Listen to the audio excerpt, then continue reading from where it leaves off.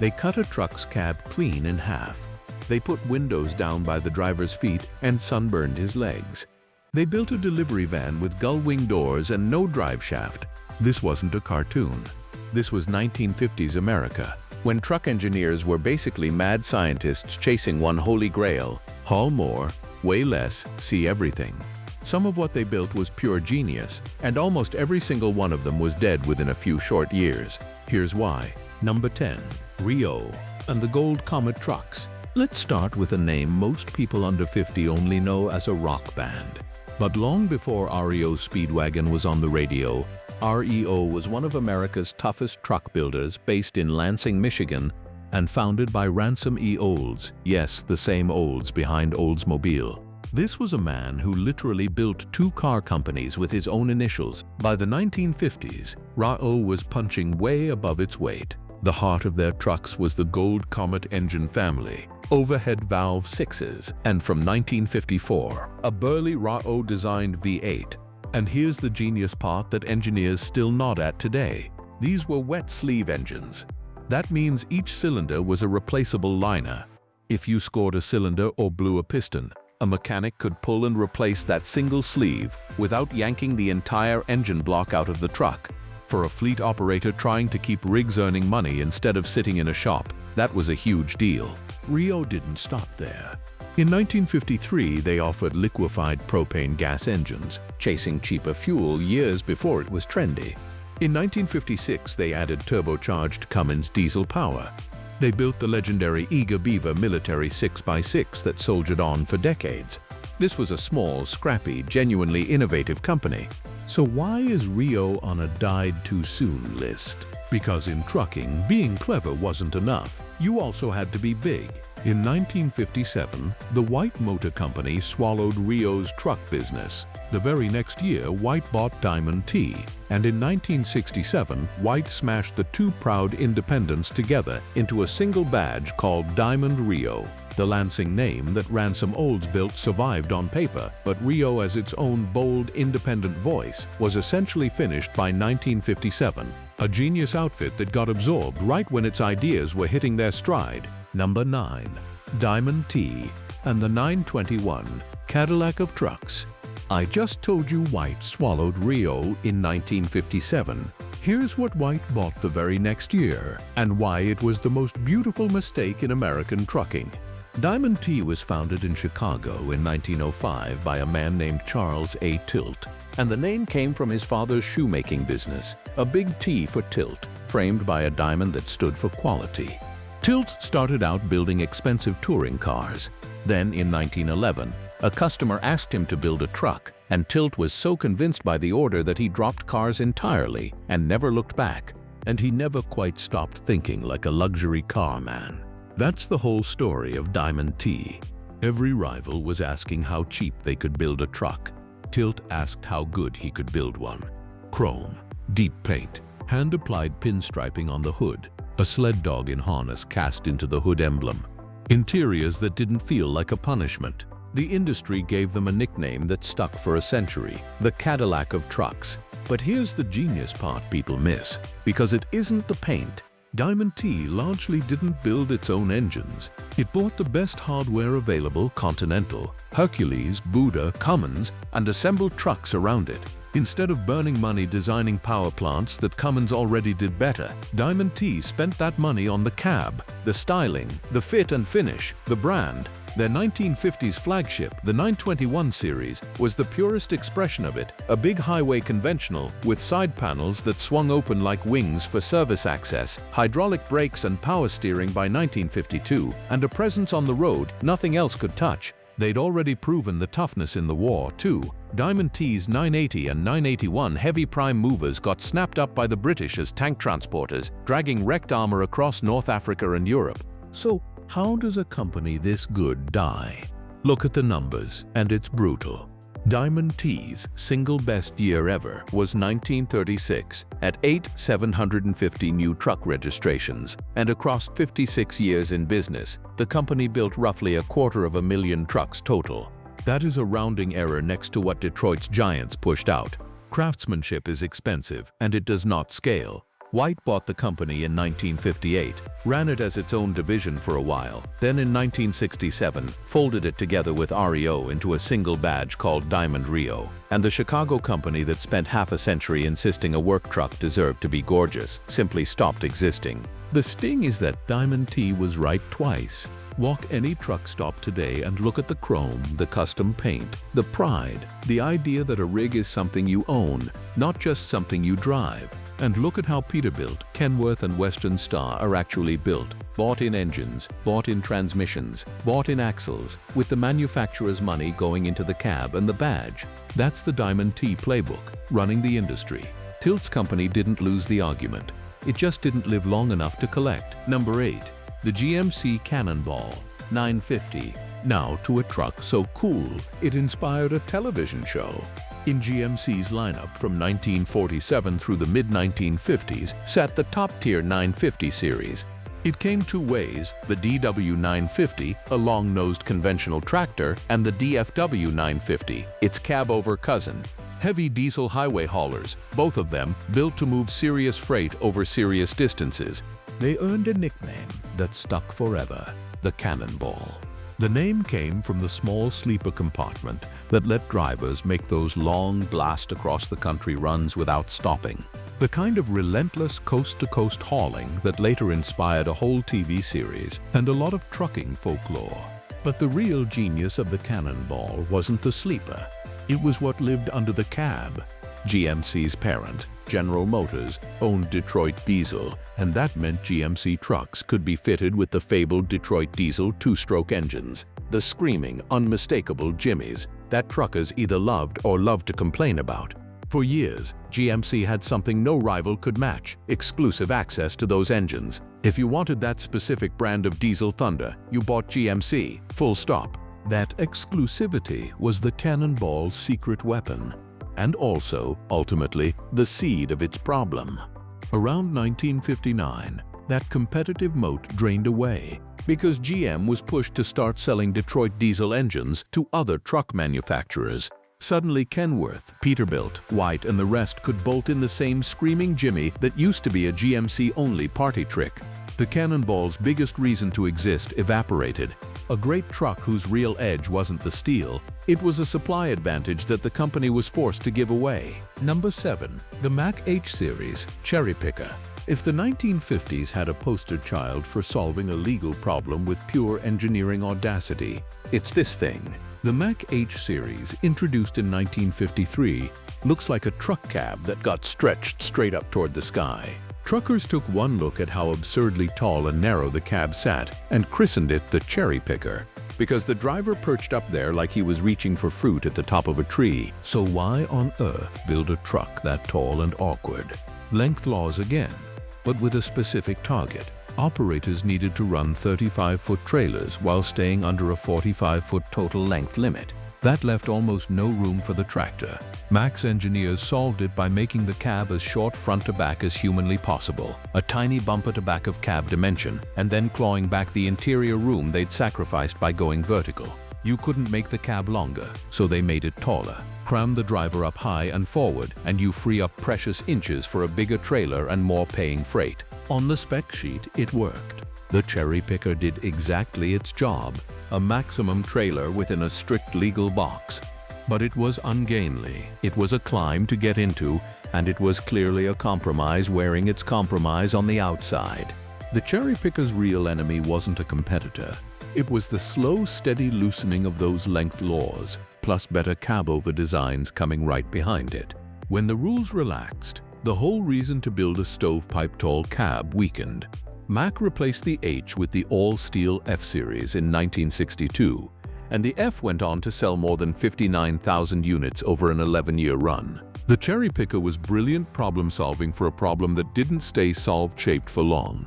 Number 6. The GMC Cracker Box DFR DLR 8000. General Motors in the late 1950s was firing moonshots in every division. This was the era of the Corvair, the aluminum Buick V8, the wild rope-drive Pontiac Tempest.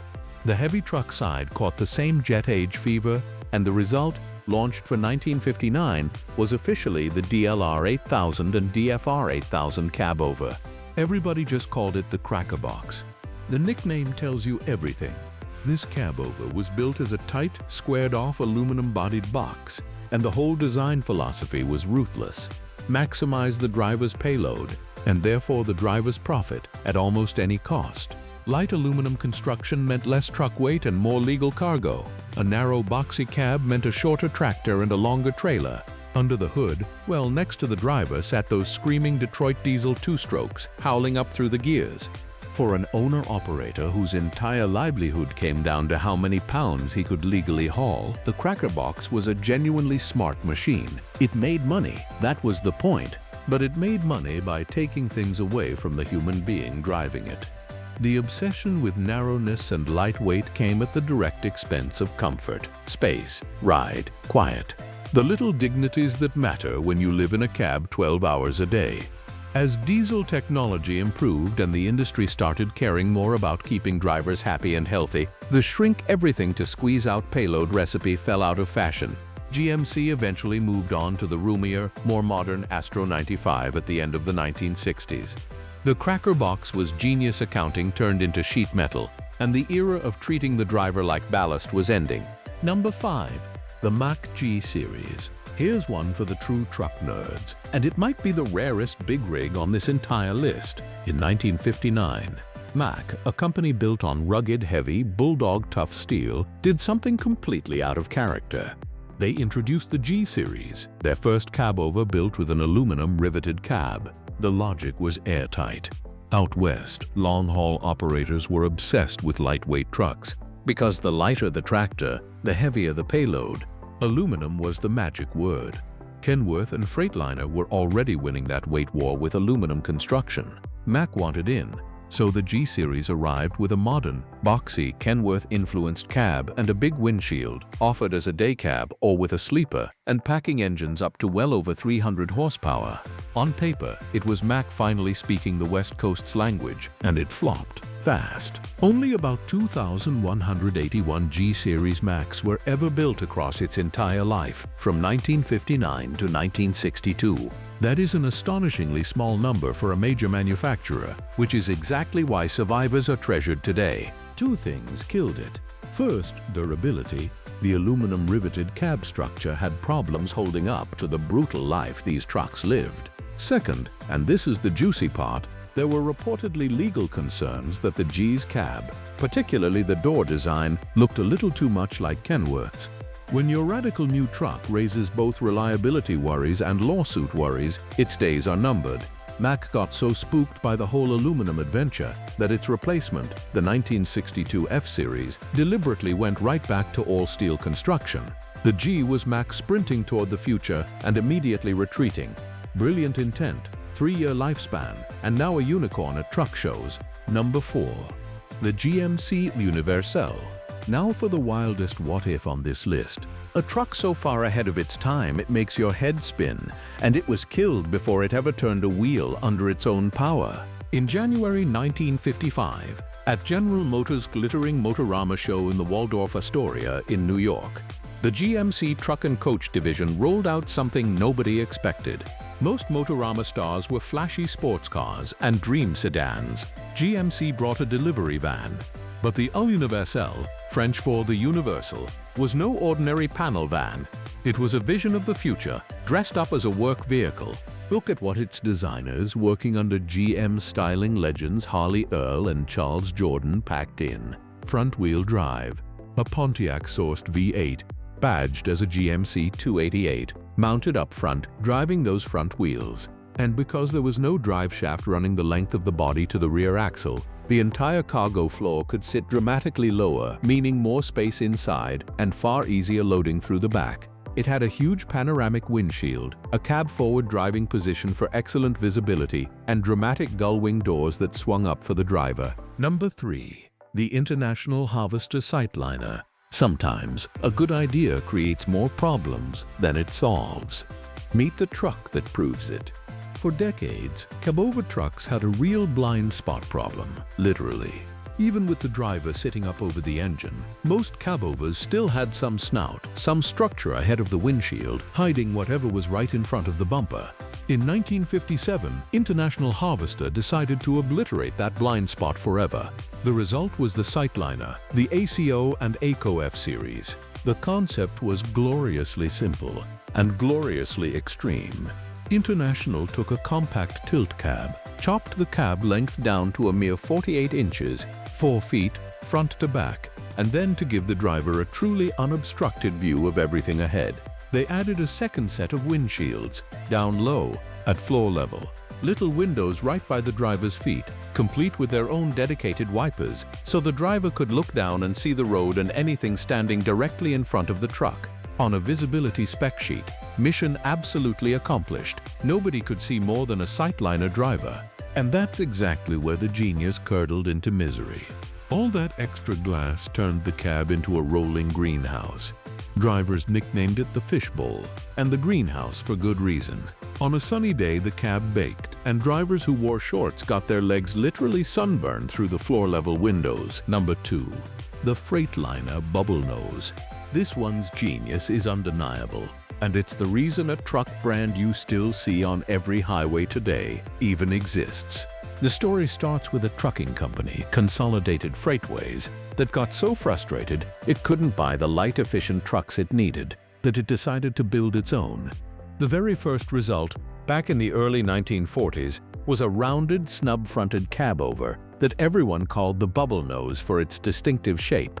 Amazingly, that first truck started life as a re-engineered 1937 Fagioli, but it was so heavily rebuilt with a brand new aluminum cab perched over the engine that it was retitled as a whole new machine. Aluminum was the key. While rivals built heavy steel trucks, Freightliner obsessed over lightness, using aluminum wherever it could. The payoff was massive. Their rig came in lighter than the nearest competitor by something like a full ton.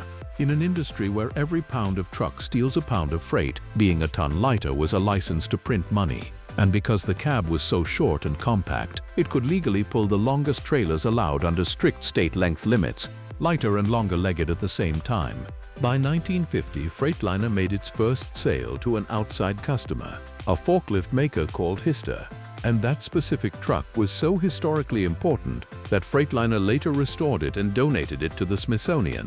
In 1951, Freightliner struck a distribution deal with the White Motor Company, and for years these trucks wore the White Freightliner name and rode White's nationwide dealer network into the big time. They kept innovating too, even bolting an overhead sleeper bunk up top by 1953. So why is a wildly successful, still-alive brand on a died-too-soon list? Because the Bubblenose shape itself, that charming rounded snout, didn't last. The whole industry marched toward flat-faced tilt cabs, where the entire cab tips forward for engine access. By 1960, Freightliner had a cab that tilted a full 90 degrees in under 40 seconds. The genius aluminum philosophy conquered trucking. The lovable bubble-nosed face that carried it there quietly went extinct. The idea won. The original icon didn't survive its own success. Number 1. The Kenworth Cab-Beside-Engine, CBE. And here it is, the most extreme, most audacious, most gloriously doomed truck of the entire decade, the one that literally cut the cab in half. In 1954, Kenworth announced what the trucking press breathlessly called a completely new type of truck. Chief engineer Robert C. Norrie and his team had started from a blank sheet with one obsessive goal: perfect visibility, and their solution was insane. Instead of putting the cab over the engine or in front of it, they put the cab beside the engine, hence the name Cab-Beside-Engine. They chopped a normal cab down the middle. The driver sat in a slim half cab off to one side. The big diesel sat exposed right next to him. The visibility genius was real.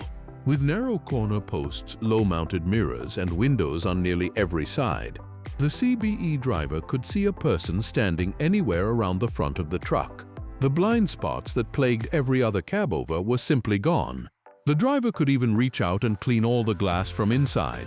And the weight savings were the real jackpot, chopping the cab shed something on the order of 700 to 1,000 pounds compared to a full cabover, thanks partly to Alcoa aluminum. That was up to a half-ton of extra cargo capacity, pure profit on every single trip. A demo truck ran a big Cummins 6 of around 200 horsepower, with options climbing toward 300. On paper, fleets loved it. Yellow Transit grabbed around 350 of them, using the switch as their leap from gasoline to diesel power. Merchants Motor Freight bought hundreds more. If one of these forgotten machines surprised you, tell me which one in the comments. And if you want more lost trucks the history book skipped, hit subscribe, because there are plenty more where these came from.